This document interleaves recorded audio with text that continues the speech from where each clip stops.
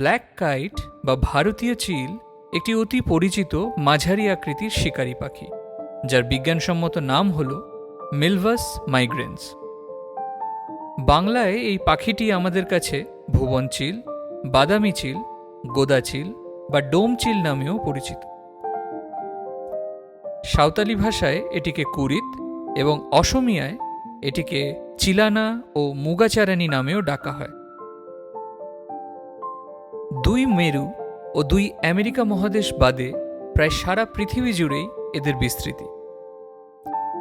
ভারতবর্ষের প্রায় সব রাজ্য জুড়েই এদেরকে দেখতে পাওয়া যায়, বিশেষ করে শহুরে জনাকীর্ণ এলাকাগুলিতে। IUCN এর হিসেবে এদের প্রজাতি একটি সন্তোষজনক সংখ্যায় বাস করে চলেছে এবং তাই এদেরকে লিস্ট কনসার্নের ক্যাটাগরিতে ফেলা হয়েছে, অর্থাৎ এই প্রজাতির এই মুহূর্তে কোনো সংরক্ষণের প্রয়োজন নেই। ভারতীয় চিলের মোট কতগুলি উপপ্রজাতি রয়েছে তা নিয়ে কিছুটা বিতর্ক রয়েছে। কেউ কেউ বলেন এর 7টি উপপ্রজাতি। প্রথমটি হল ইজিপ্টিয়াস, যার স্থায়ী বাসস্থান হল মিশর, আরব উপদেশের পশ্চিমাঞ্চল ও আফ্রিকার পূর্ব উপকূলীয় এলাকা। দ্বিতীয়টি হল প্যারাসিটাস, যাদের সাধারণত ম্যাডাগাস্কার, কমরোস এবং কেপ ভার্দ দ্বীপপুঞ্জে দেখতে পাওয়া যায়।